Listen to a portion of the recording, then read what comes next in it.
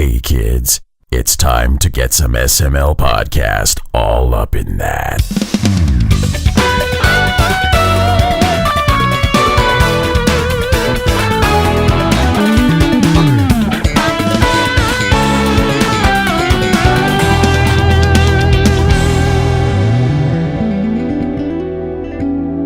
What's up, everyone? This is the SML podcast. I am your host, Joe. We got a lot to take care of today. Let's not beat around the bush. Let's not dilly-dally. Let's dive right into things. Pernell Vaughan, you're here. How are you doing? I'm hungry and cold and tired. How are you? Holy shit, that was loud. I get excited. How's things going? How was your weekend? It was actually very nice. We had that Fako preview of spring. It was like nice 80-degree day.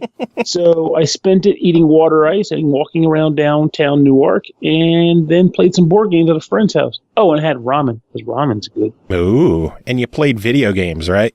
I did a little. I would hope you played a little, because you got something to talk about today. Oh, shit. That was what I was supposed to do.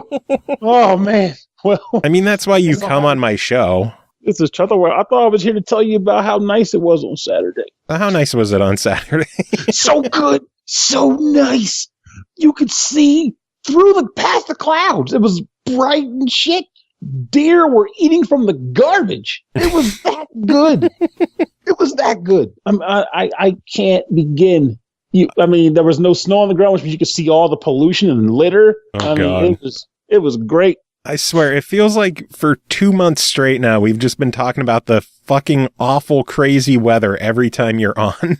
It's like we bring the small talk of the world to a podcast. How's the weather? Oh my God, don't even get me fucking started on it. Don't get me started on that weather there. It's terrible, I tell you, man. And the missus, she's always like, what's with the snow? When you going to shovel the walkway? And I'm like, I'm tired, babe. I got home from work.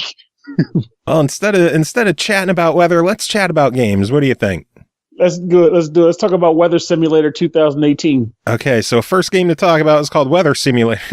that would suck so bad if we just went from weather talk right to a weather video game. But the first real game to talk about tonight is called Streets of Red Devil's Dare Deluxe, developed and published by Secret Base. It released April 12th on the Switch and PS4 for $8.99. In Streets of Red Devil's Dare Deluxe, the only thing scarier than being eaten alive is running out of quarters. A permadeath multiplayer horror beat-em-up that bestows players with the skills of retro gaming heroes in a fight against a legion of undead monstrosities. Pernell, tell me about this one. First thing to point out, if anyone's actually seen screen images of this game, one thing I've noticed people like to make comments about is that it's like a knockoff or ripoff of famous game properties. To that I say that's bullshit. It's actually an homage to famous game properties, which is an okay thing to have. So the intent is that you are at a makeshift penny arcade. They call it like Benny Arcade or something like that, expo. And for no reason whatsoever, or explain the reason, a zombie outbreak occurs. The undead go nuts and crazy monsters run rampant. And your 4 main characters that you can choose from are offered in a deal by a red fairy, which bestows upon them powers based off of video game type properties. You have one character who is essentially Terra in Magitech armor from Final Fantasy VI. You have a knight who I think is kind of funny because in the original version, which was on Steam back in the day, it was the dwarf from Golden Axe, but he is now Shovel Knight. So it's like, okay, whatever. And there's a little kid who becomes a ninja and another guy who kind of becomes like a Link-esque character. So the way the game works is that it's a side-scrolling beat-em-up where you go from left to right and sometimes right to left, punching some more various enemies that show up on the screen. You have a basic hit combo, and you have 3 special attacks per character that range between typically a ranged attack, a close range get out of jail free card move, and just like a really powerful attack. And then there is something called the Extra Joy, which you can press 2 buttons together and it will push people away from you. And when you use that attack, it'll pretty much burn out your entire special meter. And it goes into an overheat, which has like a cooldown before you can start using special moves again. So what's cool about this game, I think, is that the way they designed it was the developers intended for it to be more like a throwback to when you had to actually get through a game on not 1 credit clears, but pretty much on like $1, so to speak. So what they do is you start the game, you have one life. And as you beat enemies up, you collect money. And you only really get money from killing enemies with special attacks. So that's an interesting thing. You want to finish enemies with specials to get money. And if you finish groups of enemies off with the same special attack, you'll do something called like a massacre combo, which yields you healing food. So you take the money that you get, and when you die, the game will charge you money to resurrect yourself, just as if you were putting a quarter into an arcade machine. That's a cool mechanic. It's awesome. And here's the thing. If you can't revive, it not only ends your game, but it erases your save file too. Oh, shit. Yep. So it sounds worse than it actually is. I mean, because again, it's just a beat 'em up, so it's like you're progressing. If you stop playing for the day, you can come back to your save file. But if you die and lose how many credits, it erases that save file, so you're starting from the beginning of the game. So Streets of Rage 3 back in the day, we're feeling that again, huh? That's actually, I really like that. That's a cool twist. It's really awesome. I like it. And I will say for people who might be a little bit nervous, compared to the Steam version, they made this one a lot easier. To put it in perspective, I actually beat this game. The Steam version, I couldn't get past like stage 3 because of how challenging it was. So the way the design is, there's 4 environments you can go to. I'm not going to name them because you should just see them in the game. And depending on when you go to a stage determines how difficult the stage will be and how long the stage is. So if you go to, like this, I'm saying this one, I guess. If you go to the sewers first, it'll probably be one section of a level. Maybe not even with a boss at the end. But if you go to the sewers as your second stage, there will be 2 levels of the sewer section, like 2 different areas, mind you, not like just here's a longer scroll, but 2 different stages in the sewer area, and a boss will be at the end. And eventually it ends up being like 4 stages with 2 bosses, and then another couple levels after that to wrap up the game. So what does that mean? It means you will not see every level on one playthrough. It's impossible by way of the game being designed. You have to play through the game and do different levels at different phases in your playthrough to see all the stages in the game. But that's an awesome thing to it, I think. I like the fact it encourages replayability. That's for sure. And I think the one thing that's funny that is worth mentioning is Jim Sterling is in the game. So oh God. If you like Jim Sterling and want to see him in the game, you can pick this up. If you hate Jim Sterling, want to kick his ass in the game, you can pick this up. It's win-win, baby. I mean, but it works out really well. He even voices the guy too, which I thought was pretty hysterical. But it's honestly a quality game. I had a lot of fun with it. And also I forgot to mention, the reason why you don't want to necessarily have to spend your money on resurrections, if you can help it, is because after you beat each stage, you have the option to buy one item from a store that gives you upgrades, whether it's a healing boost or modifiers to your special attacks or a variety of different things. There's even a couple of troll items in the game. But you essentially get the option to bolster your character to make them that much better than when you started the game, so long as you have the money to drop the investments. And you only get one buy per level, so you can't, like, say, have like $5,000 and just buy every upgrade. You can only get one at a time, so you can't get everything. Be smart about your buys.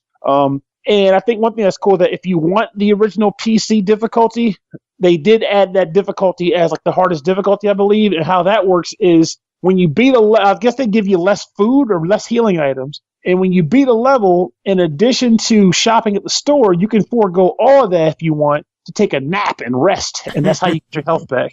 So it's like, I don't want to spend any money. That's when I heal. So but it's a good game. I like this a lot. I had it on Steam originally. Was excited to hear that it got a re-release on consoles with a few twists and turns. There's even some unlockable characters in the game, which the PC version did not have. It's a good product. I did not feel disappointed. Cool. So I got to know, $9. What do you think of this one? Easily worth $9. Easily. Cool. Buy the shit out of this. I want to. I'll probably pick it up on the Switch, unless if Secret Base is listening. Hey, Xbox fans would like to play this too. That'd be really nice. Yeah, I mean, I figure it's already on Steam, so it can't be that hard to transition it, right? It's on literally everything but Xbox. PC, Switch, PS4, not Xbox. So fingers crossed it'll show up there eventually. Hopefully. Fingers crossed indeed, because it deserves to be played by as many people as possible. It deserves to get attention because it's a fun title. Indeed. And then you have one other game to talk about. That is called Sir Eatsalot, developed by Deisling Rider, published by eastasiasoft, Released April 3rd on the Vita for $11.99, the kingdom of Gluttington was at peace until one day Hysterica poisoned the isotonic waters with sour lemonade. That evil witch. The kingdom's crops are withering, but this plague is yet to befall all the lands. There is still hope. King Dieton III dispatches his greatest, bravest, stoutest knight to save the kingdom from certain ruin, Sir Eatsalot. Pernell, what the hell is this game? Very bizarre. I just think it's kind of funny that the premise of the game is that this lady went and bought like a whole cartons of Lipton tea and or Lipton lemonade and just poured it into a river. But essentially, I'm going to rule your kingdom by spilling Lipton all over your water sources. No one's going to stop me. Like, it'll just dilute out, right? Whatever. Point is, she did it. And now the most obese knight in history is on the job. He's going to save the day. And how does he do that? By touching the screen quite a bit through use of you, the omnipotent one that the game never references. So you're traversing this like a 2D map, and it's essentially like an adventure game. You have to get from the beginning of the game to the end, which is Hysterica, and take her down. But as you do it, as you proceed, there's a rat tribe that she sticks on you to try to stop you from making progress. So as you progress, you might every once in a while come across a rat who will attack you with cheese or dagger or brute force, and you have to use your sword and shield to attack/defend. I kind of chuckled at the fact that the bomber enemy is a cheese bomber, and he throws cheese at you, and if it hits you, it covers you in cheese. It's sticky. You have to rub the screen to get the cheese off of him. And when you do, he eats the cheese, and he gets healed from it. Oh, my Lord. There's something funny about that. The entire world that this game is made of is very colorful and artistic. Whoever did the artwork in this game and the animation deserves some legit kudos because it feels like you're kind of playing a bit of a cartoon. When I originally saw some trailers from the game, I admit I kind of made fun of it because I think I told you about this before. It's a $30 physical release from Play Asia, and collectors are eating it up. $34.99. They're eating it up. I see what you did there. Chortle. Anyway, yeah, I was actually going to bring that up when we were done. Play Asia and EastasiaSoft are doing for $34.99, limited to only 2,000 units. Yeah, it's like an interesting scenario there because of the collector's market. So then it's like, well, is the game good? So I will say one thing that makes me a little bit upset about the game is it doesn't have a map.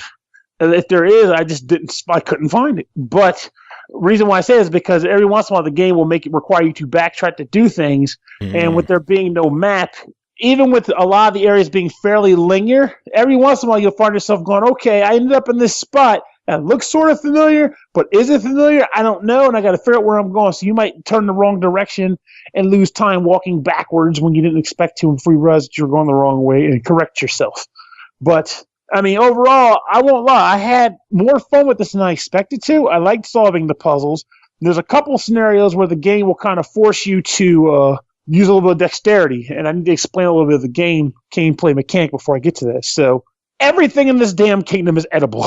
Like, you can eat. You touch the screen to tap bushes to knock fruit and bubble gum and toward burritos and all kinds of crazy shit off of the fauna and flora. And then you eat it. Some of it gives you health back. Some of it gives you stamina back. Sir Eatsalot is very fat and very slow. There's a double tap run, but it drains his stamina very quickly. But he gets his stamina back by eating milkshakes and donuts. I mean, whatever. So you'll find yourself like tapping the screen to knock fruit off of trees so you can eat it while you run to get your stamina up so you can keep running.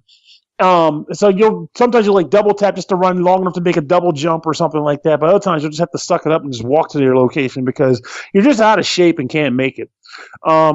But there's a couple areas in the game that I thought were pretty cool where like they make you run across like an exploding bridge and you'd have to tap food as you're running so it can fall into his mouth and he'll eat it so he can keep running. Because if you don't get enough food, they'll get tired on the bridge and blow up. So There's some cool stuff like that, and a couple like interesting like puzzles where you have to like slide switches, like make ladders drop, or you have to tap the back of the screen because yes, this game uses the back touch screen on the Vita too. Oh wow! Remember that thing? It's real. Holy shit! And there's a trophy called "Yeah, we use it." But you That's tap incredible. the back. It's hilarious. I was like, wow, somebody didn't forget this damn back screen because I'll admit. I have my own grievances about how you can apply it because it's hard to use it with precision. But in this game, they use if you have to tap the back screen to do something, it's typically on an object that's large enough where you're not like, crap, I missed it. You'll find it and you'll tap it. It's not going to be a problem. So, but I like the fact that it utilized that. Only thing that's lacking right now is the pinch, and I might have just not gotten to a pinch point yet. Who knows? But there's a number of creative little touchscreen puzzles in the game. I like the artwork in the game. The music's even pretty nice. It's very relaxing and mellow. I don't believe this game was designed in the intent to really challenge so much as relax as you solve the puzzles and explore the world. Like it's meant to be a feel-good game. If the developer's listening and they think I'm full of crap, please let me know. But my vibe is this is a feel-good adventure game, not meant to frustrate or tax. And I got that vibe from it. Cool. So for $12, what do you think of this one? I think it's at least a try. I think it went beyond. For me, this is one of those cases where the game went from I'm not doing shit with this to whoa, I misjudged this title, and I think it's very appealing. Nice. It's so good when a game can change someone's mind, where they're like, this game looks eh. Then you play it and you're like, you know what? I was wrong. This is a neat game. Yeah, I think that's a large part of why I like doing these, like doing more of the indie games, because, like, what was it? I reviewed Dare Deluxe on your show last week, and I've been trying for the life of me to convince my friends, you need to try Super Dare Deluxe. This game is really freaking good. And I would have never thought about it if it weren't for doing it on this show. And people, it's not, you have to convince me. It's not in my budget. Blah, blah, blah. I'm like, what are you doing with your time? Well, Far Cry 5 and the God of War's next week. It's like, God of War's 3 times the price. What the hell? Unless you buy collector's edition, then it's like 10 times the price. Yeah, it's like, see, games get lost in the shuffle and you just don't acknowledge them. Meanwhile, you're dropping full price for these games that, I mean, they're good, but they're there. Like, they don't need that push. They'll be there. They're not going anywhere. Okay, well, how's this then? The game at $12 is a try it. What about the collector's edition? $35, limited to 2,000, includes the game, a sticker book, a soundtrack, a full color art book, collector's box, and a numbered certificate for $35. Do you think it's worth jumping on that? I will say the first thing to say is that sticker book is pretty funny because that's thematic. In the game, if you see enemies or characters in the game, you can touch them and then trace them, and you add them to your sticker book. So I'm going to guess that the sticker book on the CE is a reference to that. As for if it's worth that amount of money, that is harder to push, mainly because you can get the game non-physical for half that price right now. And it's at try it level for me. So it's not a guarantee everyone's going to like it. So I don't know if I'd want to push the collectors so much because, and I brought this up to you not too long ago too, this may be like a shot in the foot of sorts, but the Vita is in a really weird place right now where it's on its way out the door and Sony didn't really treat it very well. And people that are diehards for the system want to get everything physical that they can possibly get because they know it's on its way out. It's almost like it's like when the Saturn was on its last no. Like, get everything you can because it won't be there. But what that means is that everybody's putting everything in collector's mode now. Get a collector's physical edition, you can get it, and it'll be on your shelf or whatever. But unfortunately, a lot of the time, those also come with like double, some rare cases, triple the cost of the original game just because you're getting it in a physical package. And some goodies like an art book and a soundtrack, stuff like that. I think that stuff adds up in value. That's true. I agree with you on that. But I will say this isn't the norm for me. Like, I feel like this being a full-on collector's edition differs from what I have seen where it's like it's literally just the game in a box with no manual or anything. Oh, yeah. And they charge you triple the price to get it. But with all those bells and whistles, if the game appeals to you at, what was there? Is $12 is the original going rate? Yeah, $11.99, and the collector edition is $34.99. I feel like if the game appeals to you off of the try it recommendation and you're a Vita collector, it's probably worth the $35 because you're getting the thematic sticker book and the art. And again, the art is one of the main things I liked about the game. I like the atmosphere, I like the character art, all the cute animals and mess that you come across. The artwork is very nice. So I feel like it's a play by ear to the buyer, but if you're already in collector's mode and you're interested in this game, I don't think you're going to really find yourself crying by buying the CE for it. Cool. Sounds good. Well, Pernell, always good having you on chatting about this stuff. Do you have any final thoughts to wrap it up? No, but I know I'm really freaking hungry now talking about a game where you get energy from donuts and milkshakes. Well, go get yourself some nom-noms. I may, but at the same time, I'm not Sir Eatsalot. I can't save the kingdom on a big stomach. We can't all be Sir Eatsalot, but goddamn, I wish I was. All right, next game to talk about is called EAT BEAT DEADSPIKE-san, developed and published by Arc System Works. It released March 22nd on the Switch for $6.99. EAT BEAT DEADSPIKE-san is a rhythm action game spin-off of the 2D fighting game series BlazBlue that features DeadSpike-san in an eating frenzy, set out on a journey to eat more and grow stronger. Checking this one out and a couple of others. Chris Taylor, how are you doing tonight? I'm doing great. What the hell is EAT BEAT DEADSPIKE-san? I don't Besides know. an incredible game title. It's a great title, yes. It's one of the better ones. Okay, so I attempted to do so. Okay, it's based in the BlazBlue universe, which, by the way, since they omit the E, I prefer to call it BlazBlue. That works. And also, they omit the Z in Japan, so they actually call it BlazBlue. Like that's how it's pronounced over there, and that's it. That's what it is. No, I'm just kidding. You're teaching. You're teaching. Yes. So it's in the BlazBlue series. It stars a dude that I guess is the dude that is the star of most of the games. The games proper. I know there's a couple games that have him but don't star him.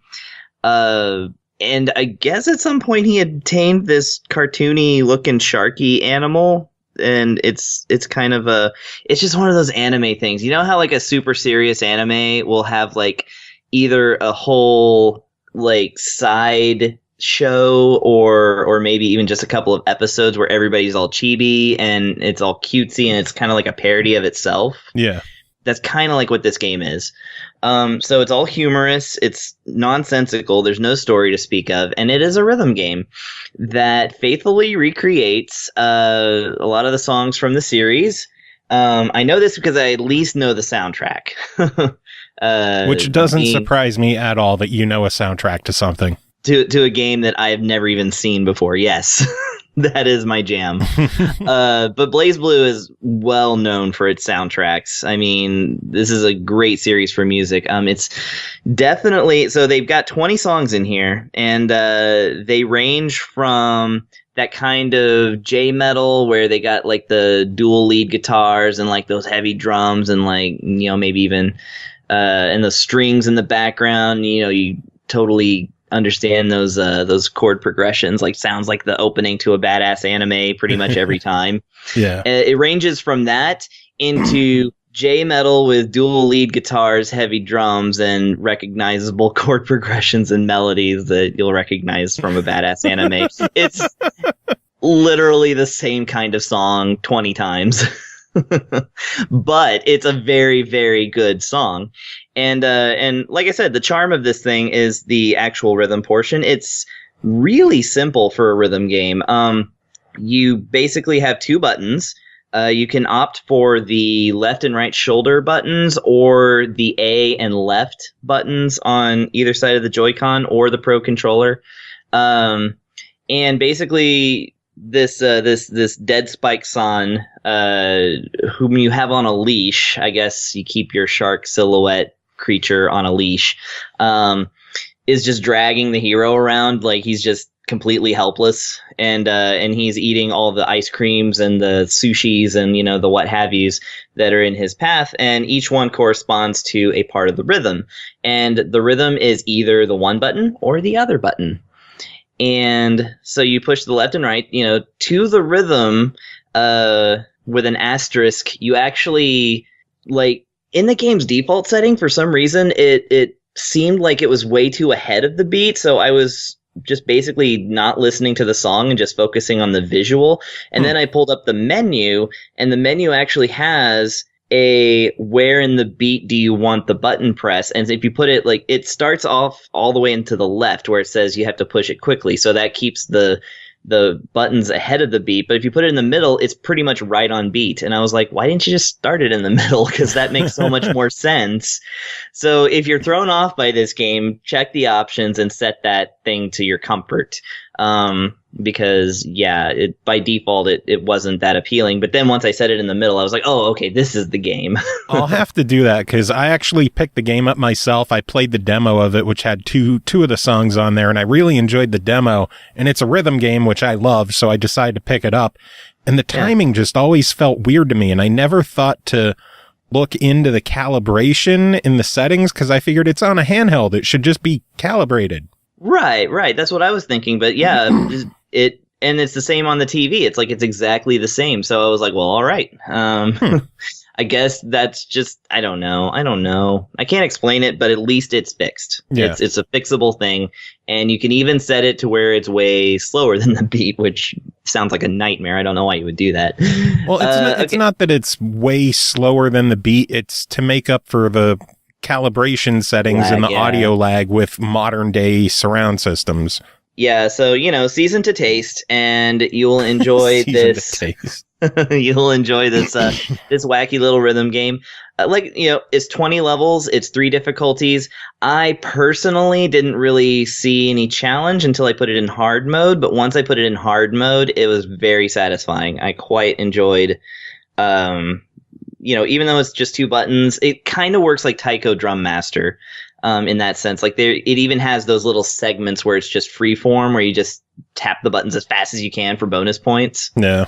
So, I mean, it's very much like a Taiko Drum Master sort of thing, but with 2 buttons. And like I said, the incredibly J-metal dual lead guitar heavy drums, recognizable guitar chords from a badass anime opening soundtrack from BlazBlue. And I see no problems with that at all. Oh, no. I only have one complaint, and that's that they switched the B and the A buttons functions in the menu. So I noticed that too. Isn't that the worst? And you can't change that. That's how it is on like every other console, but Nintendo has to be weird about it. I know. I was used to it right away. I was confused when, I don't know. It was normal to me. I kept pushing A and it kept bringing up the menu, and then there's no it doesn't say push B to start. It just shows you the splash screen, and you're meant to touch the screen, I think. Mm-hmm. But I was playing on the TV, so I was like, what do I do? And then when I pushed B, it started the game, and I was like, oh, nice. It's one. It took an embarrassingly long time for me to figure that out the first time. Well, $7 on this one. What do you think? Look, there are precious few rhythm games on the Switch. I think they've released 1 this year so far, and they've got 2 good ones on the horizon, and I think they did 6 last year. So, look, if you're thirsty for rhythm games, this is perfect. It's very fun. You don't have to know the lore, because as far as if you're like me and you've never played BlazBlue, then it's just a bunch of anime characters and some really good music. So How could you go wrong? If you are a fan of the series, then by gosh, do pick this up, because I mean, that's the whole thing. They have all kinds of spin-off games for all kinds of systems. So, because the fans of this game series are really fans, and this will, I think this will satisfy you in that, you get to, in a theater rhythm Final Fantasy sort of way, you get to hear the songs and interact with them a little bit more rather than play a really cool fighting game. No. So either way, it's pretty much a winner. I absolutely agree. And from a rhythm gamer standpoint, 20 songs for $7 is absolutely worth it. Oh yeah. Yeah. And it's got some unlockables too. So I think, it might even have more. I don't know. Has 4,000 songs. Nice. It may or may not have 4,000 songs. Right on. What is with my throat tonight? Jesus. Next game to talk about is called Rogue Aces, developed by Infinite State Games, published by Curve Digital, released April 12th on the Switch, PS4, and Vita for $12.99, and is a cross-buy game between PS4 and Vita. Join the Rogue Aces today as Wings McPilot and Company in this procedurally generated, adrenaline-fueled fight to the last plane. It's time to join the Rogue Aces and liberate the islands from the Baron and his dreaded pilots. Will you be able to face the fiercest of foes with only 1 life and 3 planes? Chris, did you? Oh, I faced him. I faced him again and again. For one thing, I mean, oh my god, what is the pilot's name again? It is Wings McPilot. Wings McPilot. So which is incredible. $12.99. Go buy it. That's literally when I read the description and I read Wings McPilot. I was like, okay, I gotta, please let me do this one. Okay, so yeah, Rogue Aces is a really, really interesting one. And dare I say, probably my favorite indie shmup that's now available on Switch. Ooh. Like, you know, Psycho and Aero Fighters notwithstanding, of course, because I love those. But no, this game is really good. So basically, yeah, it's a roguelike and it's also a shooter. So even the title is perfect. So you start the game off, it's World War II era, and you know, you've got the hello, you know, like, you know, good old hip, hip, World cheerio, War II. Governor. Yeah, stereotypical, you know, pilots from old Blighty. And yeah, like there's Wings McPilot, and then there's a lady who I don't know what her name is, but I played as her the whole time because I just really like her voice. It's that very posh, like, you know, Jane from Tarzan kind of voice. So I really enjoyed that. So yeah, you basically start on an aircraft carrier, and you've got your commander who says all these ridiculous things. It's very English and very ridiculous. And then also it has that thing where instead of the actor reading the actual dialogue on the screen, they just have these preset things that they say, like, you know, cheerio, and, you know, all that other stuff. And, you know, they say things like, well, let's get a war started then. And, like, just awesome stuff. And so then you play in these, I don't know what you would call them, like just these World War II planes, whatever, biplanes, I guess. And you have, of course, the infinite shot. You have a store of initially 3 bombs that you can drop and 2 torpedoes that you can shoot that are like a really high-powered shot. The controls is probably what my favorite part is, because instead of being the typical horizontal shmup where you just go up and down, like when you turn the control, you actually swoop and start to like go up, and then you can like complete that turn and like complete the loop. And so it becomes this really intuitive sort of, really feels like you're flying an airplane rather than, you know, piloting a spaceship, but it looks like an airplane. So once you get used to the controls, of course, like I said, you got your infinite shot thing. This, you know, they let you know where all the enemies are and where the goals are, and your goals are randomly set. So he'll be like, you know, go shoot those 2, you know, bogeys out of the air. Would you? There's a good chap. And so, you know, you go, they literally will say things like, there's a good chap. And, yeah, Quite so you right. go, yeah, quite right, quite right. It reminds me of that you know, Bertram game. It's kind of along that ilk.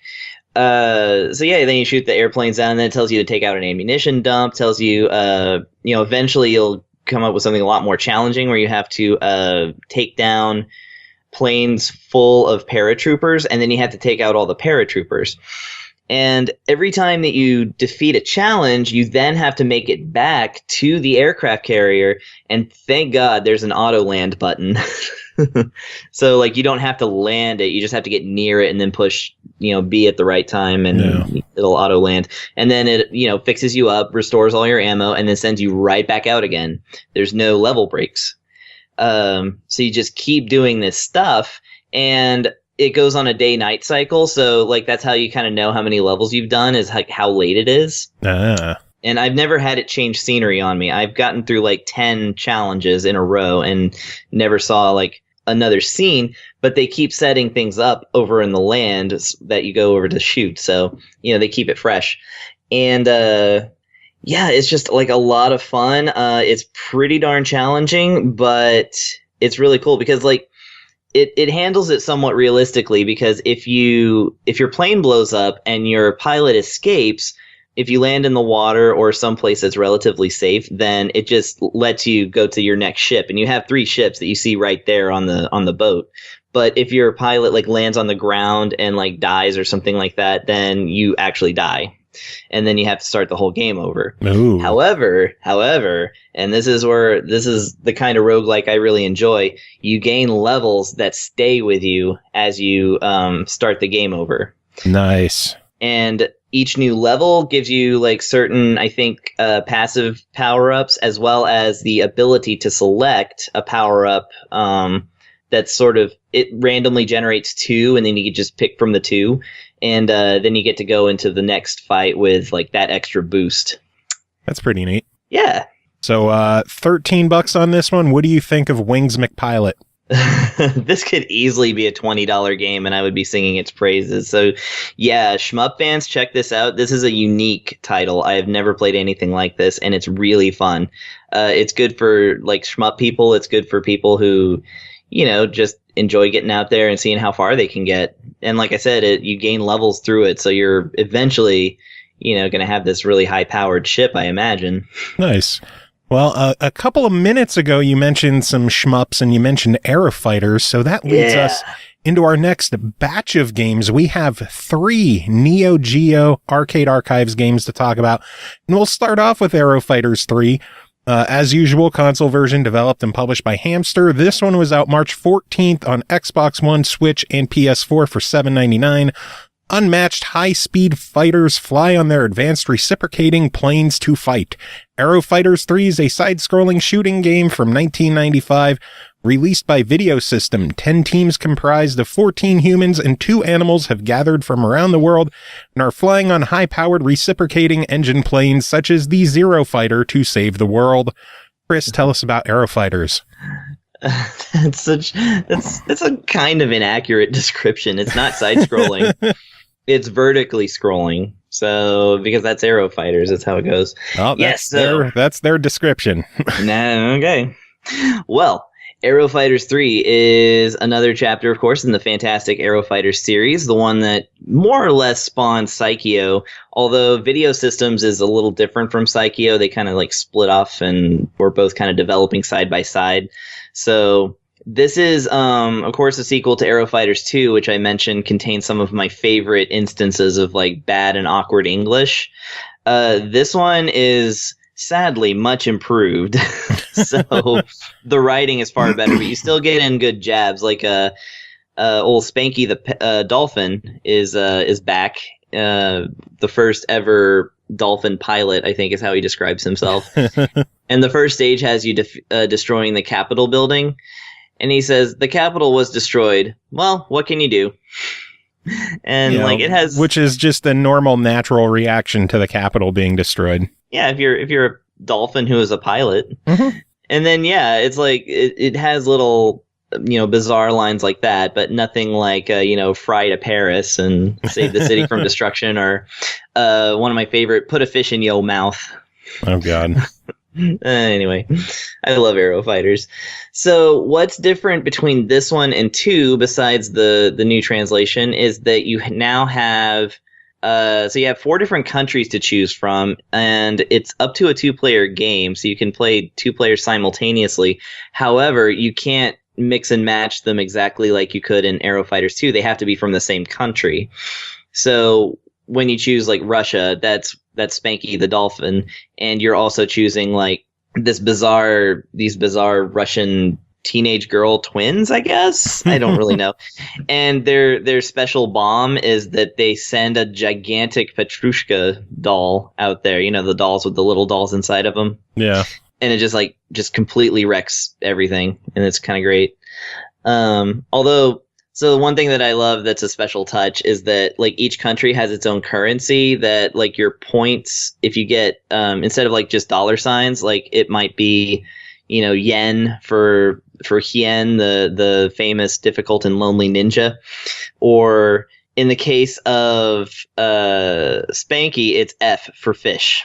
Oh God. So you collect bonus fish. I love that. Anyway, so The other thing about this one, I really love the soundtrack more. It's very drum and bassy. It's got vocal samples that are like kind of, cut up in really interesting ways. The only weird thing is that I had to like turn up my sound like all the way to hear anything in the game. And then when I went to the menu and it like does that, like doot, doot, doot, doot, like that was super, super loud. So it's a quiet game for some reason. Interesting. But once you get into it, it's got a great soundtrack. You can adjust the sound of the soundtrack versus the explosions, but you can't like make it all much louder. And yeah, I guess the other thing about it versus 2 is that while it does have like these really great epic boss battles, usually the stages last a little over 1 minute. Like they're very short stages. So quick in and out. Quick in and out, yeah. And also like Aero Fighters 2, you have to beat it once to get the character ending, and then you have to beat it a second time in a higher difficulty level with a different final boss in order to get the true ending, which is to say the roll credits. But the roll credits is the same across all the characters. So awesome game, lots to do, lots of endings, $8. What do you think? Oh yeah, definitely get this one. I mean, if you're a vertical shooter fan, then you should have already been waiting for this one to come out. So if you're a casual, go ahead and get it, because Aero Fighters in the arcade series is one of the few that lets you move your default stock of lives and continues up to 99. Nice. So you can totally like rich kid strat your way through this game and get the best ending. I did in the first 20 minutes. So, but it's legit one of the best like challenging bullet hell games from the olden days. So casuals and hardcores are going to love this. Cool. Good stuff. We're going to stick with the 3 theme, and the next one to talk about is Sengoku 3, developed and published, of course, by Hamster. This one was out March 28th, Xbox One, Switch, and PS4 for $7.99. Take out the undead in a variety of ways. The hyper-action ninja game is now here. Sengoku 3 is a side-scrolling action game released by SNK in 2001.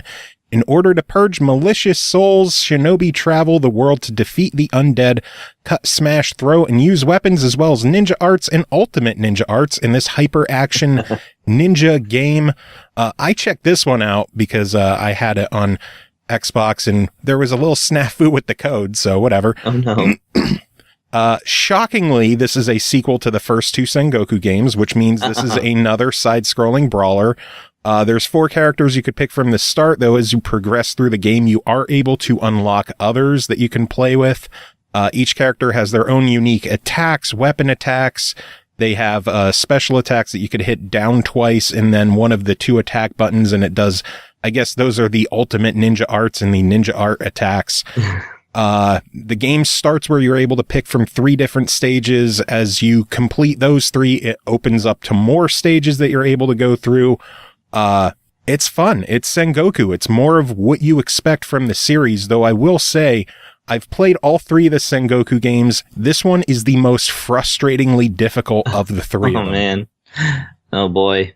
I don't know if it's because it's the newest. Like, I was surprised to see a NeoGeo game from 2001. Like, in my mind, those ended in the 90s, but, I guess not. This one, even on... Because the NeoGeo games, you're able to adjust the level of the difficulty. And when I play the standard game, because I'll go through, play the standard game, put it on like the easiest difficulty, give myself a bunch of lives, just so I could get a feel of the game. And then I'll mess around with the highest score in the caravan modes, which are on default difficulty. Even on the easiest difficulty, this game got just brutally difficult, and to the point where it was just unfair. You would have enemies surrounding you.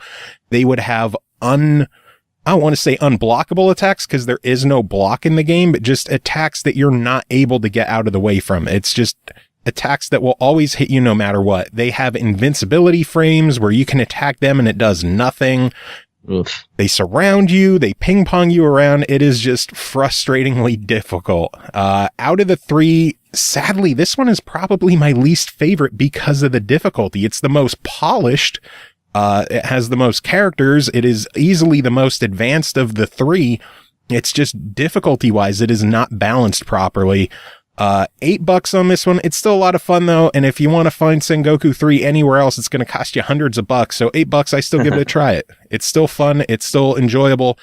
It's just going to test your patience and test your resolve of whether or not you can put up with the cheating asshole computers. Yeah, like when a side-scrolling brawler gets like super difficult, it always feels like just you just feel life draining from you. Yeah. Your soul is just draining of like, oh my God, why is this so unfair? That's always how I felt about the original Final Fight. I mean, they're arcade games. They're supposed to take your quarters, but when it's on the easiest difficulty, you know, be a little more approachable in late game stages, but I don't know. Oh, for sure. One more Neo Geo game, and that is Gururin. Hopefully I'm saying that right. Once again, developed and published by Hamster. This one was out April 11th on Xbox One, Switch, and PS4. Again, $7.99. Spin left, spin right, spin, spin, spin, spin the square magic troop. Gain victory by getting luck on your side. Gururin is an action puzzle game released in 1994 by Face. Enjoy a puzzle game the likes of which you've never seen before while rotating the magic troop Gururin. Chris, what the hell is this one? Well, that description is a bit misleading because you actually don't spin anything in this game, so... I'm just kidding. Actually, that is it's another shmup. No. Yeah. That's actually an accurate description because it is spinning. It is a puzzle game, and it is unlike anything you'll ever see. So Gururin is this just bizarre thing. It seems to be set kind of an old-timey, samurai warriors and monks and all that other stuff. It's a puzzle game. I want to say... Okay, so what it looks a little bit like is you remember the old Yoshi game, right? Mm-hmm. Where you would have like a blooper and or whatever they're called bloopers, right? The octopi. Okay. Blooper. And then there you go. You would have those, and then it would be next to another critter, and then you would like stack them, and you had to like kind of rotate them and stack them in the right kind of stacks. And then, when you got enough and you got that egg, you close it. So this has things dropping in pairs, and they're all soldiers or monks or people, like just little people are dropping down into the playing field. And you can move them from left to right, but that's the only thing that you get to do with the people directly. Everything else is rotating the entire playing field. So... And the goal is that you have to match at least 3. And if you match 3, then they disappear, and it affects the opponent. Or it just actually in one player mode it's 3 instead of 2, and then you just try to just keep up with it. Kind of an endless mode sort of thing. So once you get your guys like lined up, then they disappear. So the trick here is like the best way to play is to try and set up combos where basically you set it up to where once you rotate the field, they drop into place and disappear, and then the next set drop into place and all this other stuff.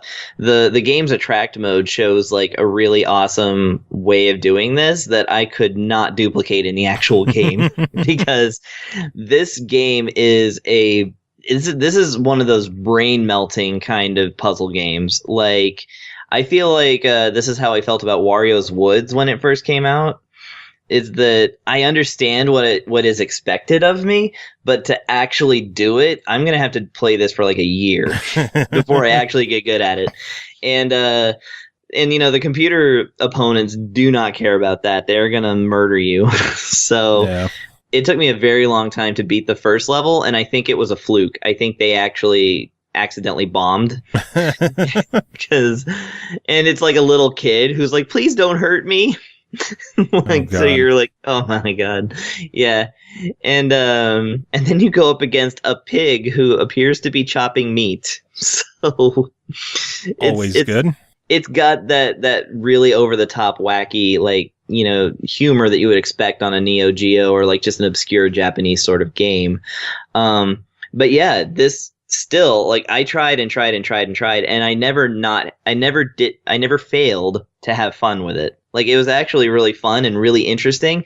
It's just that, like I said, it was brain frying, and I was just like, oh, I'm so frustrated that I'm not seeing these patterns like come up, because I'm something of a very good player when it comes to like Tetris Attack, which if you start playing it, it's similarly like people are like, oh, I don't get how to do this, and I'm like, well, just keep doing it.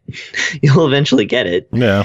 And that's how I feel about this, except now I'm at the bottom, and I'm like, I don't understand. Started from the bottom. Yeah. Gotta work your way up. Yep. And besides that, there are power-ups to help you out. Sometimes you can clear a whole line. Sometimes it does weird things that I don't understand. And sometimes it seems to do nothing. I don't know. So it seems like there's a lot to get used to in this game, and the game does not offer to hold your hand on much. It basically spends the whole tutorial just showing you turning the stages and stuff like that. And by the way, that's another aspect of it. You can only turn the stage before the people fall into it. So you only have this brief window where you can turn the stage. You can't just turn it any time. So that's another interesting angle to it. This is one I haven't played myself, so I'm very, very intrigued in playing it. I bought it, I just haven't had time to sit down and play it yet. It looks like, having played it, it's really fun, and I see the potential for this being a really, really cool game to like master, to like really get good at it and like really show off to people, because it's not like Tetris. You don't, it's not just easy to master, easy to play, difficult to master. It's difficult to play in the beginning. And like I said, it's all through design. It's a game that does exactly what it wants to do. Yeah. And I applaud it for that reason. Well, the question, $8. What do you think? Like, one of the biggest selling points to me in a puzzle game is unique approach. Because there's only so many times we can play Bejeweled or, whatever. So I give it a buy it just for that. Definitely for the action puzzle connoisseur. And it's definitely obscure enough that I've never heard of it, and I love puzzle games and I love NeoGeo games. So the fact that I've never come across it until it was time to play it, to review it, is pretty impressive on the obscurity scale. Nice. So go ahead and seek this one out. I think you'll be glad you did. Sounds good. You have one more game to talk about, and this is a really, really cool one. Another Arcade Archives game, Punch-Out! Originally developed by Nintendo, console release developed and published by Hamster. This one came out March 30th on the Switch for $7.99. Power, speed, technique, who will be the one to knock the champion down? Punch-Out! Is a sports action game released by Nintendo in 1984. Watch your opponent's expressions and moves as you use a variety of punches and defensive moves on your path to become the boxing champion.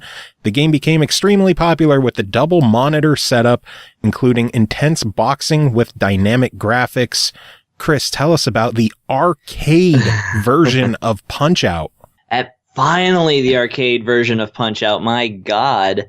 Is this first time ever on a home console, I believe? I think it is. It's not come out on any other Nintendo system. So it has to be, right? Yeah. Like, Nintendo has too much of an iron grip on that. So here we have, until we're proven wrong by the internet, the debut of the friggin' Punch-Out! Arcade game, upon which the original NES game is based. No Mike Tyson involved here, actually. Funny enough, people always made fun of the Mr. Dream character, but like, Mr. Dream is not in this one. It's the guy before Mike Tyson is the last boss. Anyway, no. The guy who's like the big movie star guy with the big pecs. Vodka Drunkinski. No, not Vodka Drunkinski. He's the other guy. Damn it! Super Macho Man. Yeah, sure. That sounds like it. I think that is it. There's been a lot of characters in Punch-Out! People. God, there have been. So many. And this piece of history is quite amazing because, as you said, 1984, it predates the NES. And yet it looks like a much more advanced game than it is. It's it's got giant sprites that do the scaling and that kind of thing like you would see on the Super Nintendo.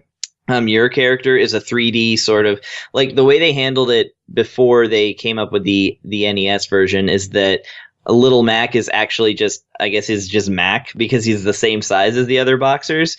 And once you're actually playing, he turns into an invisible grid. So like a little green, sort of a polygonal almost grid that you can see right through. Like a wireframe. A wireframe, exactly. And it works really well.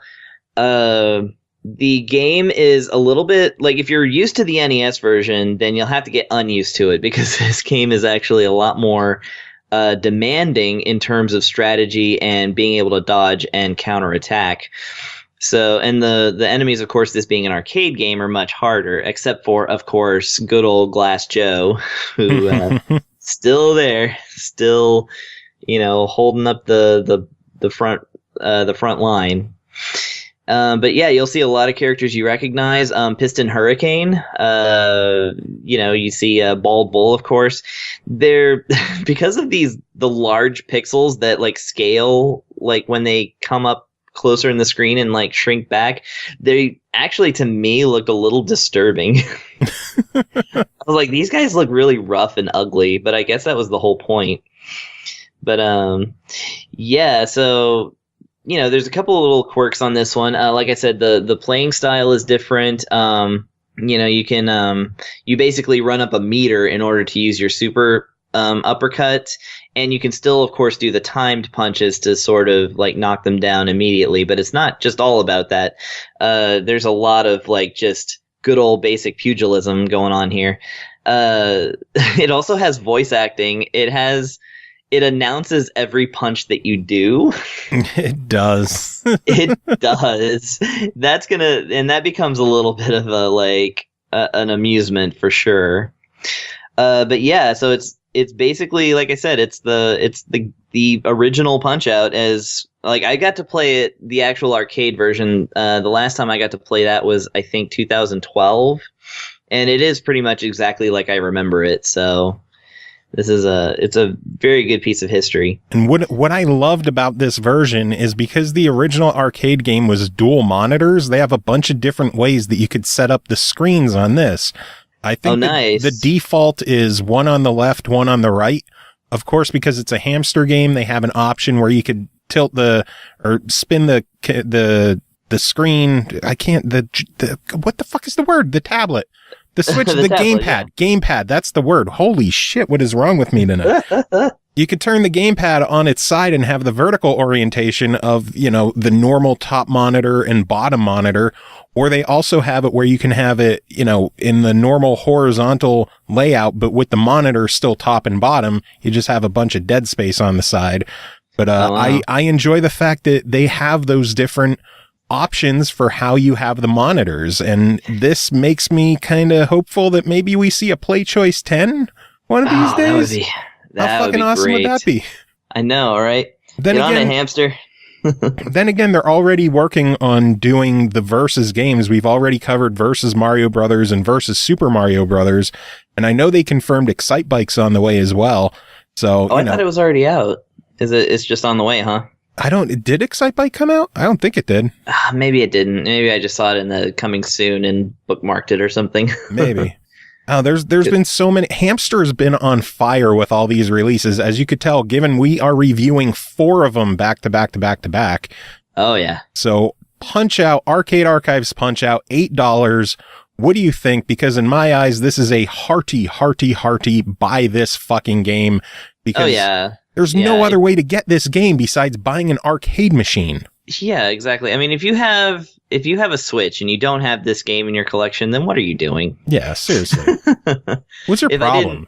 Yeah, I mean, I was gonna buy this game anyway, without reviewing it, and then actually, I accidentally wound up with this one because I was supposed to do Sengoku 3, and then the code ended up being for Punch-Out.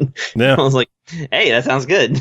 Yeah, so I like Sengoku, but I love Punch-Out. So it worked out anyway. So yes. Oh man, Chris, always good having you on chatting about this stuff. Do you have any final thoughts to sum up that massive deluge of games? I don't know. Destroy the Capitol, because what are you gonna do?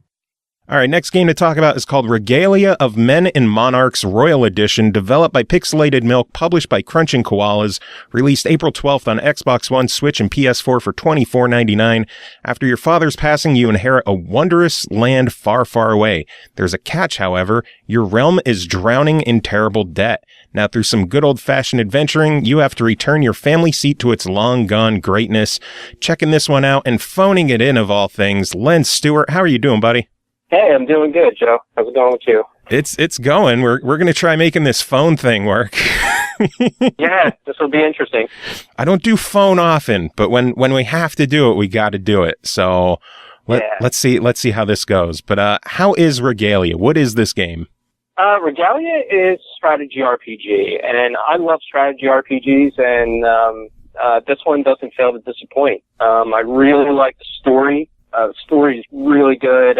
It's actually more funny than it is good. You know, it has a lot of like relatable humor in it, and the voice acting is excellent. And we can all like, you know, relate to Endless Debt, you know. So, oh God, yeah.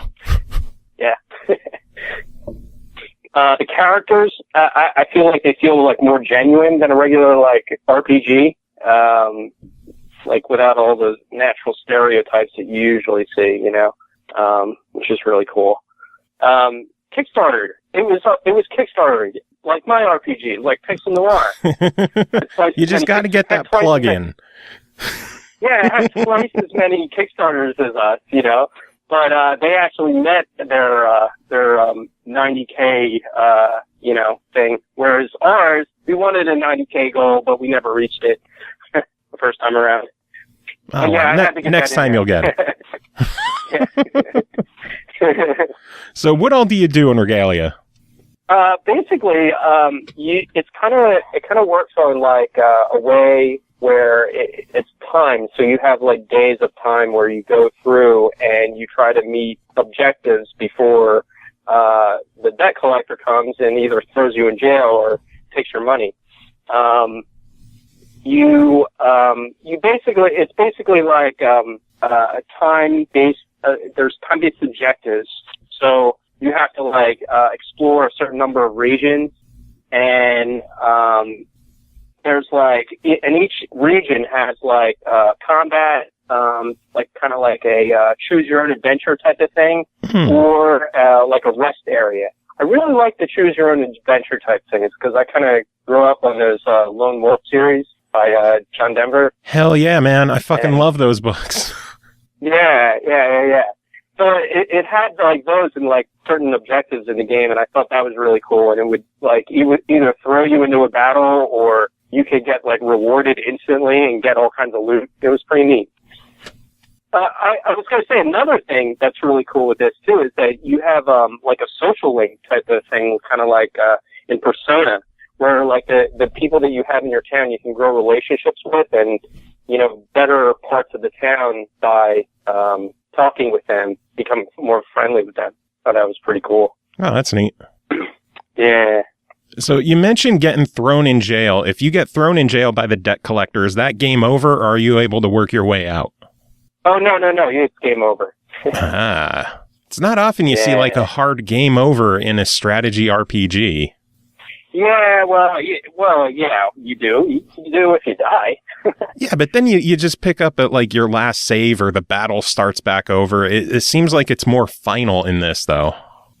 It is, yeah, it is kind of more final. Like, that's why, like, I was keeping, like, multiple saves, so, like, even if I screwed up, like, I could actually go back and be like, oh, yeah, okay, you know, I don't have a day without doing any objectives now, you know?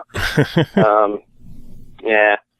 I like that the battles had all kinds of, like, win objectives, like, all kinds of weird stuff where you would have to either place certain party members in a different place, or get to the end of the map. There was a lot of different obstacles rather than just beating your enemies to death.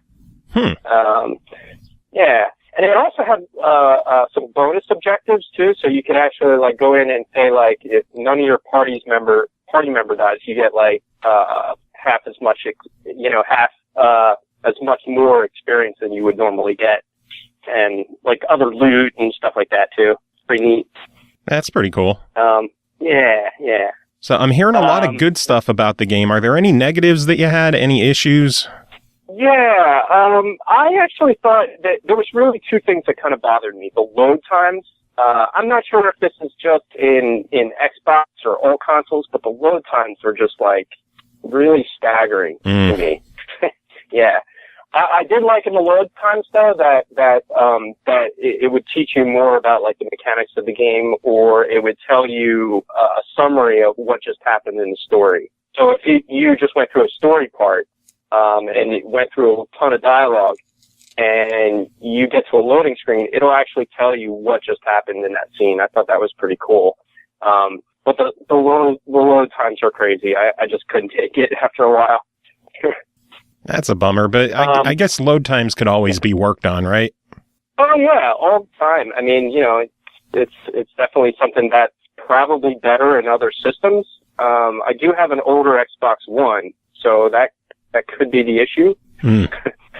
Yeah.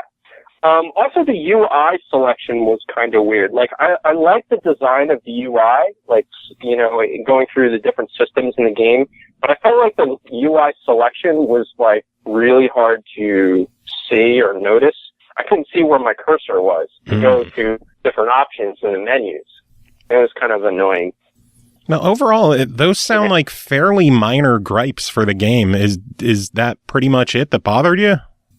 Yeah, I mean, the story in an overall wasn't really like a serious story. Yet the humor was more relating. So I don't really know how to talk about that. I was kind of like thinking like, yeah, the story's crappy, but hey, the humor's good and the situations are actually believable. So that, I don't know if that's a bad thing or a good thing. Well, I'm a fan of humor in games, so that's a positive on my end. Cool, yeah. So no, I actually really did like this game. It was pretty cool. Cool. So $25 on this thing. What do you think of it? I definitely think it's worth it, man. I think I would have paid probably like, around 40 for it, to be honest. Well, don't give them any ideas. Yeah. So they're an indie developer, so they can use all the money they can get, I think. Very true. And hey, you're a new developer too, so maybe I should get those guys on to review Pixel Noir when it's out. Yeah, there you go. We could do a review trade. That'd be fun. Yeah, I can't necessarily review my own game. That would be kind of weird. Yeah, that'd be awkward. So, Len, tell us about Pixel Noir. Tell you about it. You mean like what's happening with it right now? No, I was going to say to review it, but... Oh, okay. Oh, yeah. Well, since you asked. I give it a 4 out of 10. Yeah, I actually give it a 2 out of 10. It wasn't all that good. 5 out of 7, perfect score. Yeah. Oh, man. Well, Len, always good having you on chatting about this stuff. Do you have any final thoughts to wrap up the game? No, not really. I actually, one thing that I did miss, though, was the art. I really like the art in it. Very much, like storybooky type art. I thought that was kind of cool. A lot of choose your own adventure references in this game, actually, which I really like I mentioned before. I thought that was a really breath of fresh air for the strategy RPG, franchise, All right, next game to talk about is called The House of Da Vinci, developed and published by Blue Brain Games. It released November 24th on Steam for $19.99. Enter The House of Da Vinci, a new must-try 3D puzzle adventure game. Solve mechanical puzzles, discover hidden objects, words, escape from rooms, and dive into authentic atmosphere of the Renaissance. Use all your wits to find out what's behind your master's disappearance. Checking this one out. Ian Griffin, how are you doing, man? Why, hello, Joseph. I'm doing just fine. Oh, how are hello. you? It's so wonderful to hear you're doing good. Yes, I know. I'm so looking forward to the snow that we're due for in a day or two in the middle of April. It makes so much sense. Global warming for the win. Oh, my God. Snow. Oh, my. Seriously? You guys are getting snow up there? Not yet, but we are due anytime now. My God. Because there was I don't know if it was an official winter advisory warning, but upstate we're supposed to be getting like freezing rain, possible hail, possible snow, that kind of really obnoxious gray area of shit-tastic weather. Nice. So we're we're kind of, so we had this, the lovely weekend where temperature was up in the 50s, and now we're back to trying to be all winter and shit again. We went from mid 30s to 80, and now we're back in the 40s today in a 3-day span. Wow. What the fuck?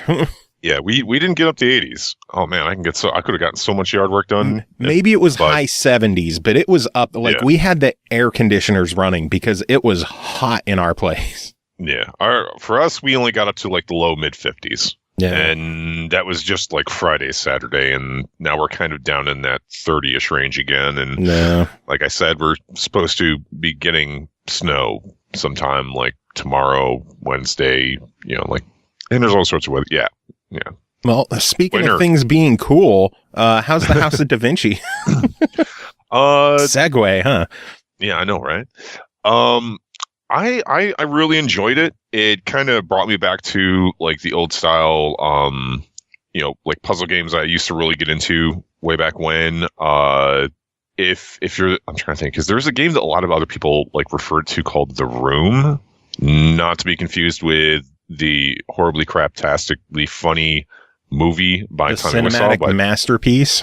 Yeah, but apparently there's another game called The Room that apparently a lot of people kind of compare it against. I've never heard or played it, so I can't really testify to that. But I really enjoyed the House of Da Vinci. I really liked the puzzles. The controls were a little weird to get used to. I don't think you would have an issue because, well, here's the thing. The controls kind of have like an inverted design to them, but it's inverted horizontally and vertically. Interesting. And the weird thing is that changes when you start to manipulate like a puzzle, well, for the general catch-all, a puzzle. So basically, if you're trying to free spin the camera, all the controls are inverted, but when you go to manipulate a puzzle, it's like back to normal.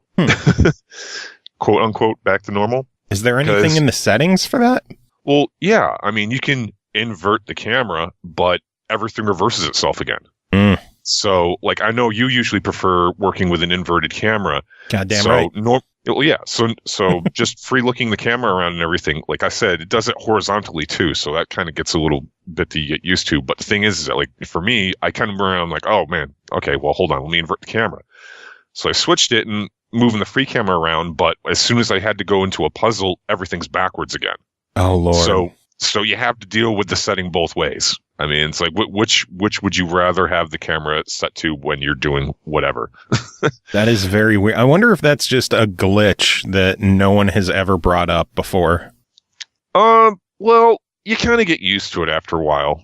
I mean, it's one of those things. You either acclimate to it or you just have to suck it up and deal. Yeah. I mean, honestly, it's not so big of an issue that it's a detriment to the game, and it's not such a huge issue that, I feel it knocks off points from the overall review. It's just, it is what it is. It's just something to keep you bitching and whining the whole time, right? Yeah. And like I said, even, I just kind of got used to it after a while. Every now and again, I would accidentally yank the camera in the wrong direction or move the object in the wrong direction. But, there's more important things. But, it was very enjoyable. It was very, and it kind of gives you like a semblance of a tutorial without trying to beat you over the head with it. It's like basically like, this is what you do to move the camera around. This is what you do to manipulate items and stuff like that. And the puzzles have a very, one thing I will say is the puzzles have like a very, very pleasant, challenge curve. Cause at first, like, in each, the game is pretty much divided up into rooms. And the ultimate objective is to figure out how to progress to the next room.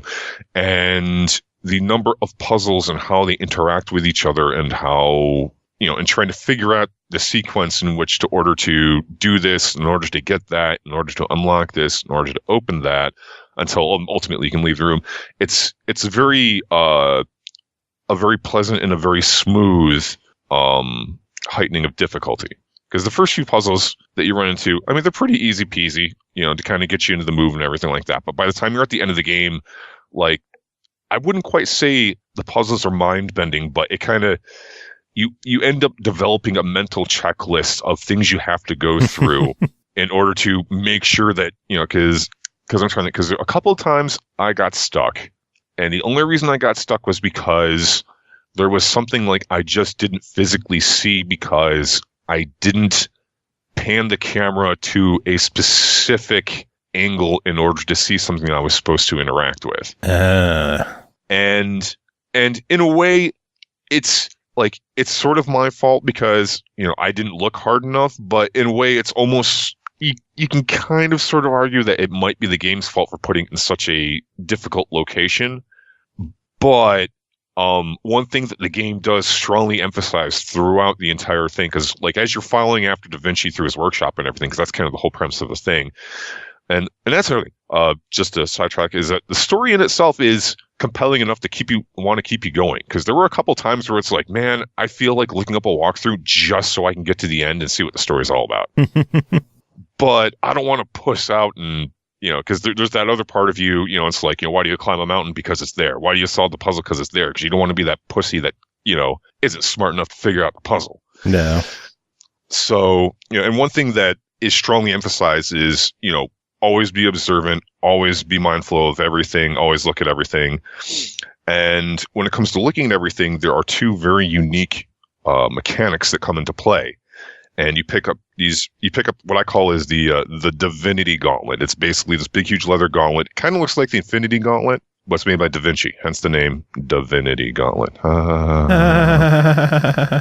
anyways, you get these two special lenses, and one of them is basically like an X-ray lens. Like you can look at certain objects and or puzzles, and you can see the inner workings. And from there, you can that's the puzzle. You manipulate, like for example, there's a hatch you have to open, and just looking at it on the outside, you don't see shit. You really can't interact with shit, but you activate the little X-ray lens, and then you all of a sudden see all the pins and the tumblers and stuff, and you have to start figuring out how that works in order to open it.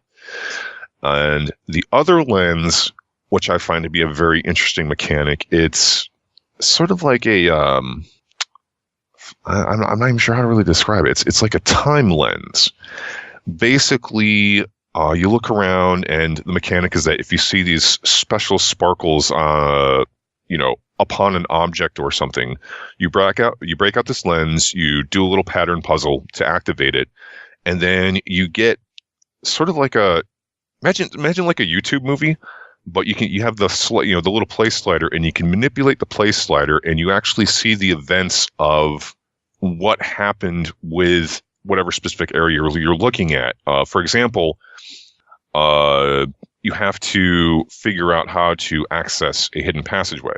And there's an instance where you see the sparkles all over the ground and the wall. You whip it out, you do the pattern thing, and then the little time movie that you see is a guy walking up and manipulating something on the wall. So basically, you manipulate the camera in order to look at what the guy's playing with, and you can sit there and do it pretty much like frame by frame to watch exactly what he's doing. And then when you're done, you do the same thing, and voila. And they apply this to different situations and different puzzles and stuff. So, once again, like glimpsing through time. Yeah, that's pretty much it. And it's a very interesting way they do it. And like I said, it kind of gets added to your checklist, because eventually when you get to the later rooms, whenever I got stuck, it wasn't because I couldn't figure out a puzzle. Like I said, it's usually because there was some little, very inconspicuous item that I completely missed. And this is this is kind of like up to the eye of the beholder, because sometimes so I can see how people would complain that this might be the game's fault, but I can see how some people could say, well, it's the player's fault for having the attention span of a gnat.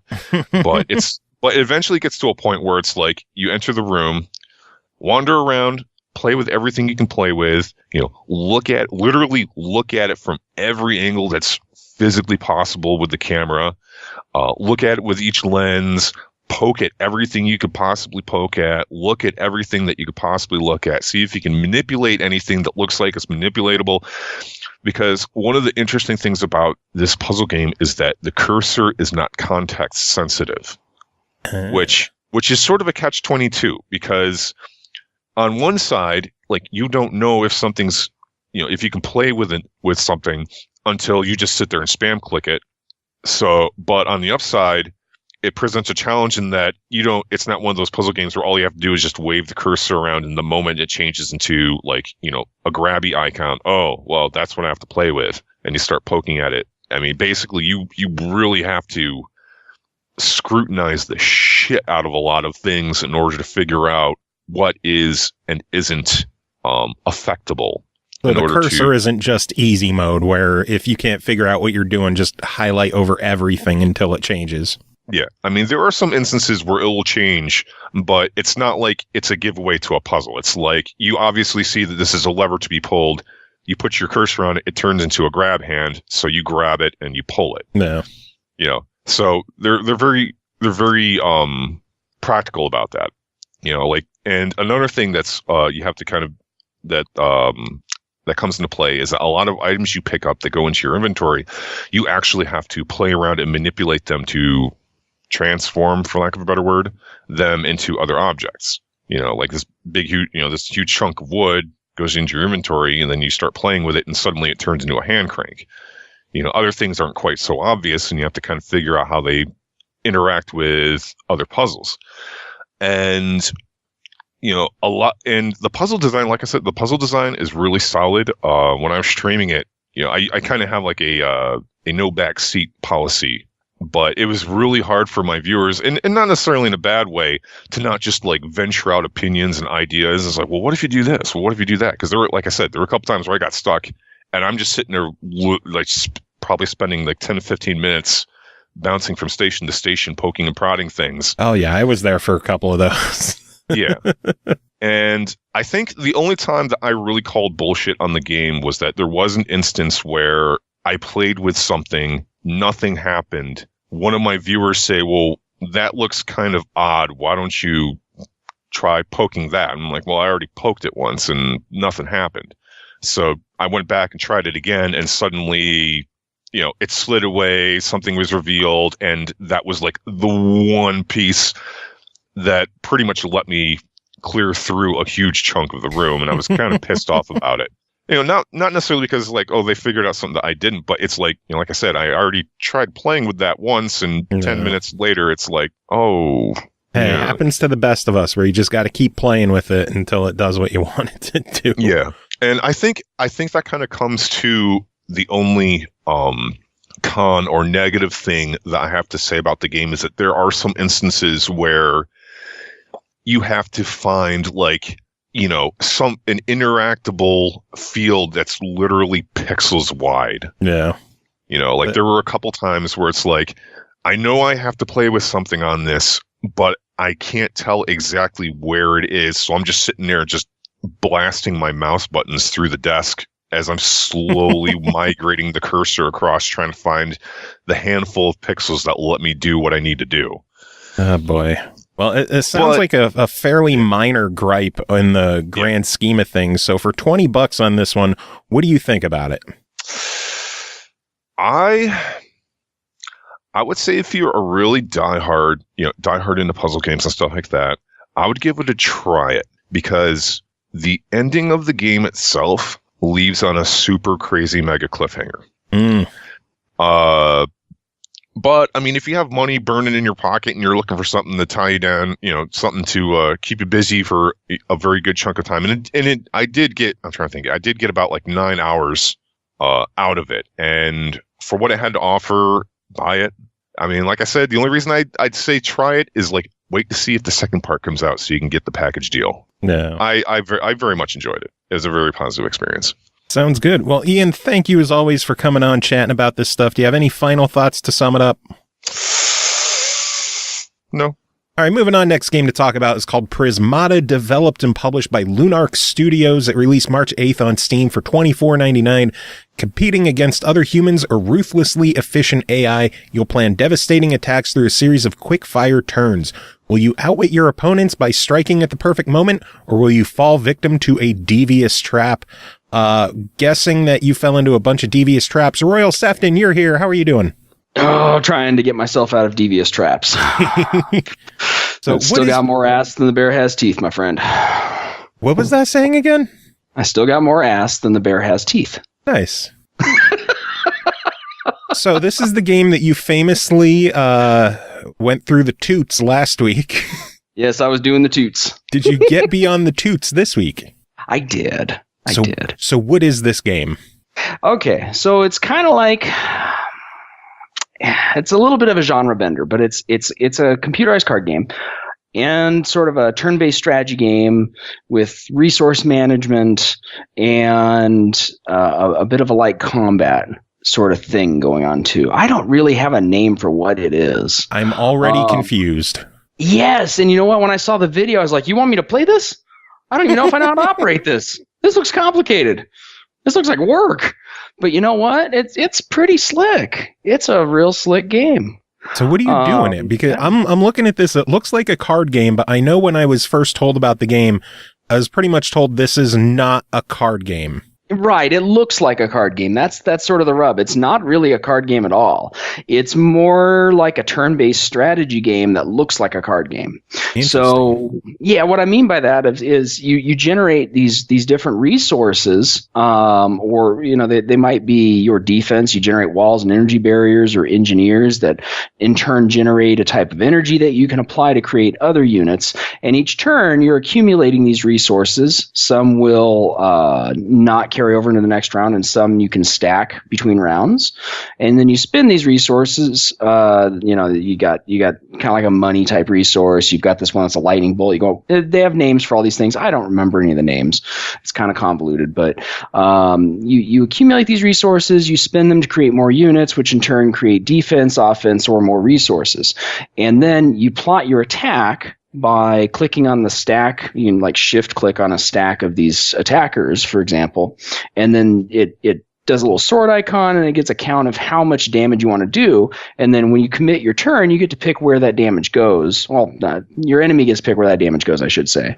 Then it's their turn to attack, and you get to pick where that damage goes on your team. You can choose who your frontline defenders are. Unfortunately, once they breach your defenses, then they get to pick what units they're going to mess up. And in the end, the plan is, of course, to decimate every single unit they have on the board before they decimate yours. Which is how it usually works in competitive games. Right, of course. But it has to be total obliteration, etc. But yeah, it's not really a card game. It just really looks like one. So I was confused when I first saw the video. I thought, okay, this looks really complicated. It looks like a card game, but you could have 60, 70 cards on there if you want. Well, that doesn't seem like a normal card game to me. And it isn't. It's really a turn-based strategy game that uses cards to represent all these different resources. And as you can imagine, the strategic depth of this game, it's pretty involved. So it has a very active online community to go with it, ranked play. I haven't participated in that. I'm not good enough yet, not even close. The computer's still pretty good at kicking my butt sometimes because I'll be a little too hasty in terms of building up defense. I'll start skipping to offense a little too soon sometimes, and then I get my ass handed to me. So. Nice. Yeah, it's pretty rough for in terms of difficulty level if you're not thinking for it. I was never good at chess, so maybe that's kind of a sign that this isn't really the kind of game I'm going to excel at. But you're still having fun with it, and that's the important part. Yeah, I mean, if you look through the reviews that have already popped up on this game, and if I'm not mistaken, it's still in early access, isn't it? Yeah, it's an early access game. It seems like there's a real fervent amount of support for this game. A lot of players that just really strongly feel this is a solid game, and I agree with them. I can see why people get excited about it. Yeah, so, it's looking like it's in early access now. Their plan is to... It says here, our current plans contain about 5 months worth of projects and features that we feel are necessary for the game to be considered, quote, complete. Mm-hmm. And then I know the game now is $25. Later in early access, they're actually going to release a light version that's going to be free to play with, and it says with substantially less single player content. So I know the Founders Edition has 5 episode single player story, it says. Something like that? Mm-hmm. Yeah, and there's kind of like a visual novel thing between each of the fights. So there's a story going along that you get to follow along with. No real branching that I've seen yet, but it's interesting. Kind of reminds me of like, I always make these untoward comparisons that aren't really that accurate, but it reminded me a little bit of like Phantasy Star, that universe. So yeah, I mean, the art style is a little different from that, but it's still that sort of like, quasi-futuristic frontier sort of thing going on. Yeah, as well as, of course, computers going haywire and what's really going on behind that. Gotcha. Yeah. I have a lot of praise to sing for this game. But what other praise can you heap upon it?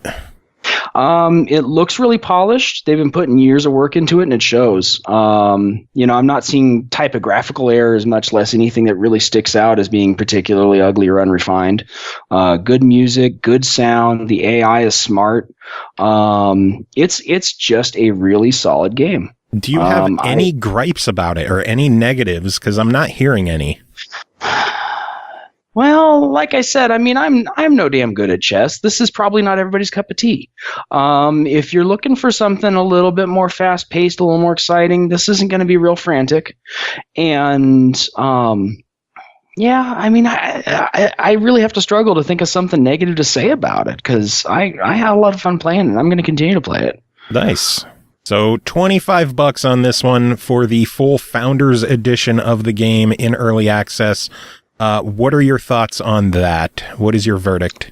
Oh, it's a buy it. I mean, the only reason it wouldn't be a buy it is, again, if you'd rather spend your $25 on a first-person shooter or a platformer, then it's just a matter of whether it's your cup of tea. If you're looking for, a solid strategy game, I really think this has a lot to offer. I would put $25 on Prismata. Absolutely. Nice. Sounds good. I might have to check this one out eventually, probably when it hits when the light version shows up, just because I don't know how my computer will handle it.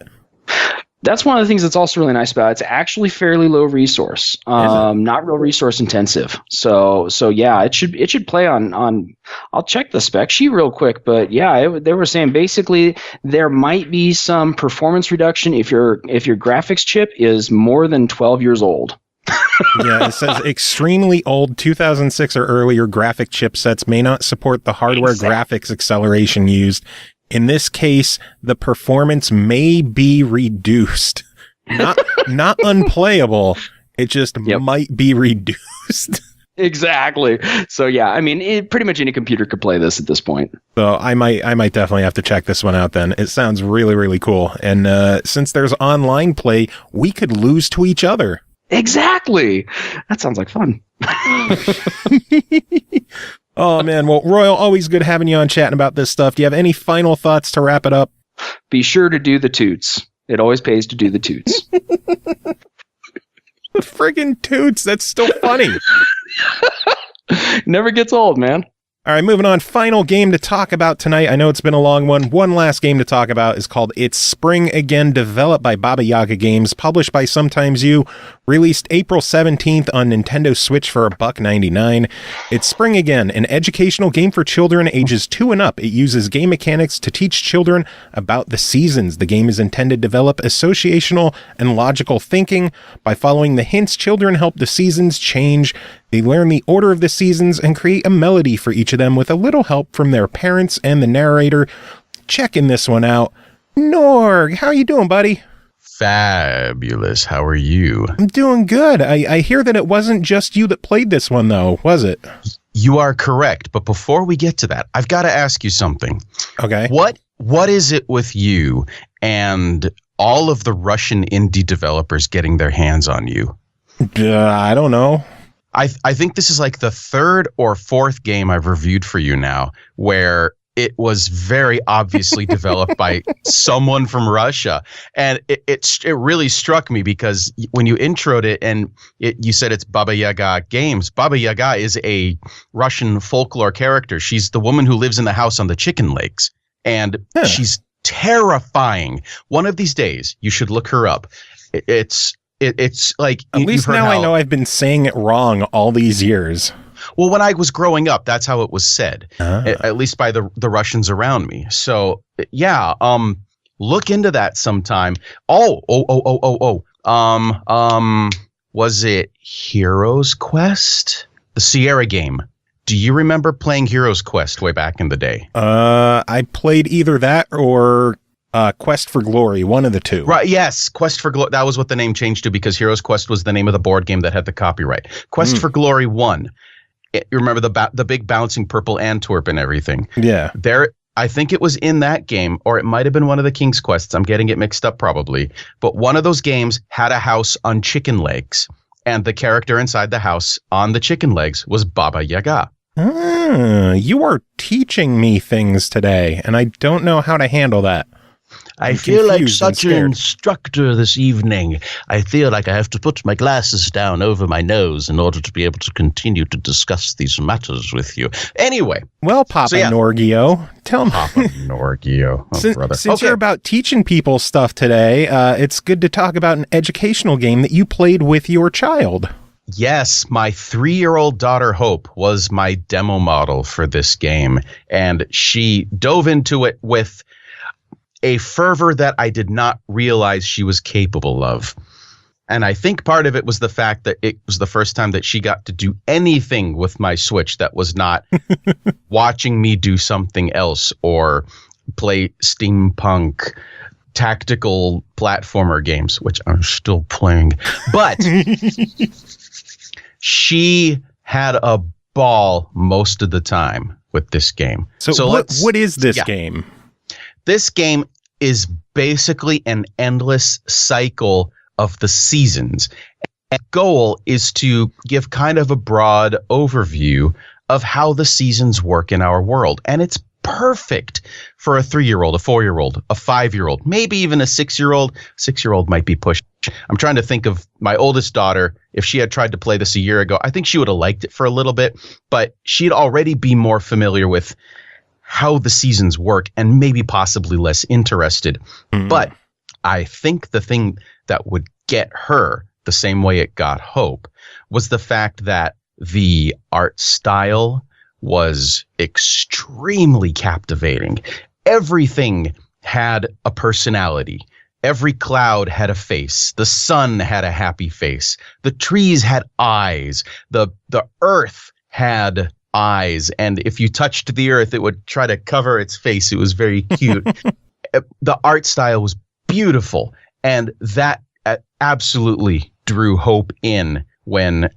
Now, for the record, I sat the Switch in front of her, and I held it still for her, but she did everything.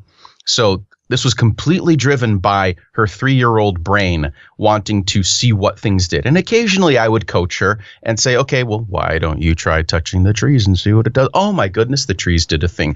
The flowers grew, the fruits grew, the fruits landed on the ground. And as each season went on, different things happened. It starts with pushing the rain clouds out of the way, which she very quickly figured out how to do to reveal the sun. And then the sun descends on the earth, and then the flowers grow and the trees grow. And then plants start to kind of die away because it's going into summer and they get replaced with flowers, and there's fruits, and there's different creatures that walk the earth. And then it gets into fall and all of the leaves fall off of the trees, and then the wind comes, and then the snow comes, and then there's the big storm that grows and grows and grows. And eventually, after winter, the snow melts, and lo and behold, it's spring again. And then the cycle starts again. Oh, it's like the name of the game. Amazing, isn't it? It all clicks. It all just comes together. Hope was not at all disturbed by the fact that she had already gone through it, because it was the level of familiarity for her. So she already knew that she needed to move the clouds, and she already knew that she needed to touch on the trees to get the trees to do things. And she knew that if she touched the creature, it would make a funny sound, or the earth would try to hide her face. So she was totally digging it. The narration was fantastic and absolutely crucial and extremely well done. The sound effects were all appropriate. The overall environment, the feel of each of the seasons was distinct. And it was really fun to watch two things. One, just the game itself and the art style and how it felt overall. But then especially was fun, and I'm sure that it's intentional, is watching my kid just get completely captivated by this thing. and it's like going to Disneyland and letting your daughter meet Elsa and Anna from Frozen for the first time after waiting in line for 2 hours. And you realize that even though it's an extremely clean room, it's very dusty in there for some reason, because your kid is just so overwhelmed and excited. And there's Elsa and Anna in real life. And there are you as the parent watching her just be so excited and so happy. And and obviously there's a huge market out there for doing things for parents for kids, if you want to describe it that way. But yeah, it ended extremely well for Hope as an experience, for her getting to do a thing on a screen that was different than some of the things that she has available to herself on a tablet, which we ended up getting because we had to get the older one a tablet. And so we got the younger one a tablet because we're sheep. But so let me quickly go through a couple of things that stood out that were not as great about the game. All right. There were a couple of bugs, and I had to work real hard to think about things that were not okay about the game, because overall it was a fantastic experience. But during one of the seasons, the leaves on the trees would not finish changing colors. And I think I even sent you a video of that happening. And what ended up happening was, when it didn't work immediately, 3-year-old brain is like, I'm done. Or was it? It's broken, Daddy. So, and peace on out. Yeah, she I'm out of here. And she wanted to go do something else. So I made her come back, and I tapped around, and I showed you in the video, I kept tapping in the places where it was supposed to work, and it wasn't working. And eventually I just mad dash tapped all around the screen, and eventually it triggered a point where it made it work, and then it continued on playing. So that was only a minor setback. The other thing that happened was, after the second playthrough where the title comes back on and it says it's spring again, the first time we played through, it just continued on, and the clouds come up, and you have to move the clouds, and you have to reveal the sun.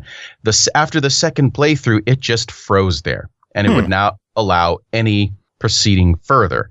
So again, that was another peace out moment. But at that point, she's like, I'm done. And that's when we ended up with extra commentary that you're going to play in a couple of minutes. But those were the only two things that cropped up that marred what I felt was otherwise a fantastic educational experience for young children, older toddlers, preschool aged kids. But don't take my word for it. You've got something. Whose word should we take for it, George?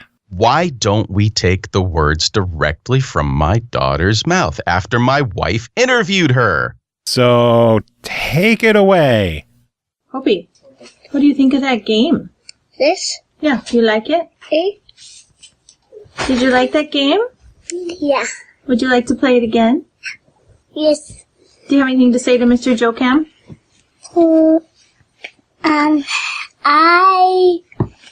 I have some games for you on my tablet.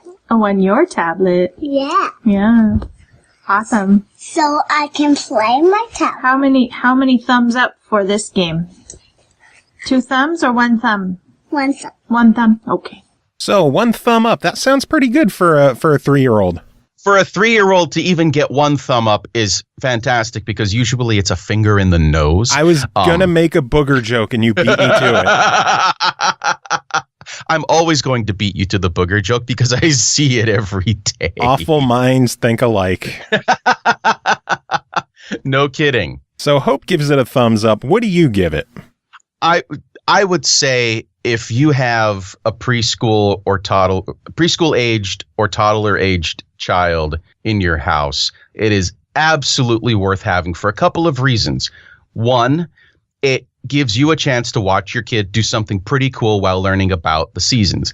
And 2, and especially in the case of the Switch, it takes the mystery of this device that you pretty much are using exclusively, and it puts it in her hands, and that makes that makes your child feel awesome, because now all of a sudden I'm using mommy and daddy's thing and I'm doing it, and it's so cool. So there's definitely the cool factor of using what is typically exclusively the parent's device. So I would definitely say buy this if you have a toddler aged or preschool aged child in the house. Yeah, I know the Nintendo page online says it's basically recommended ages 2 through 5, so that pretty much covers it.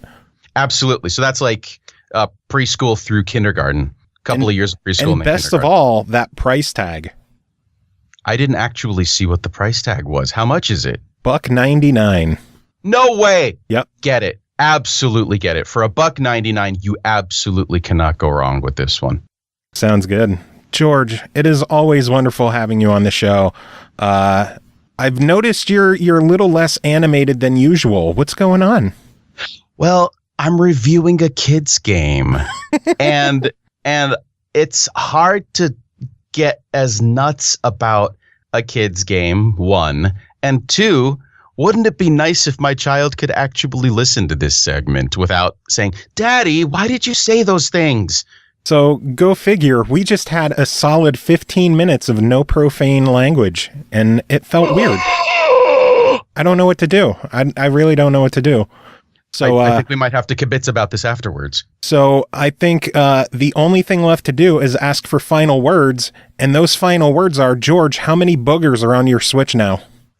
At least 7.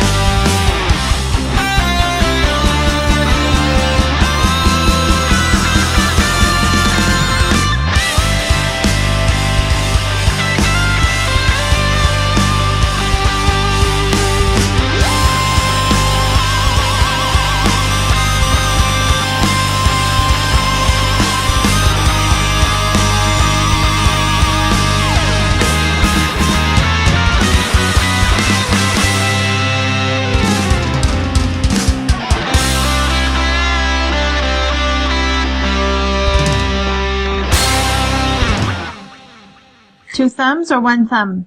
One thumb. 1 thumb. Okay.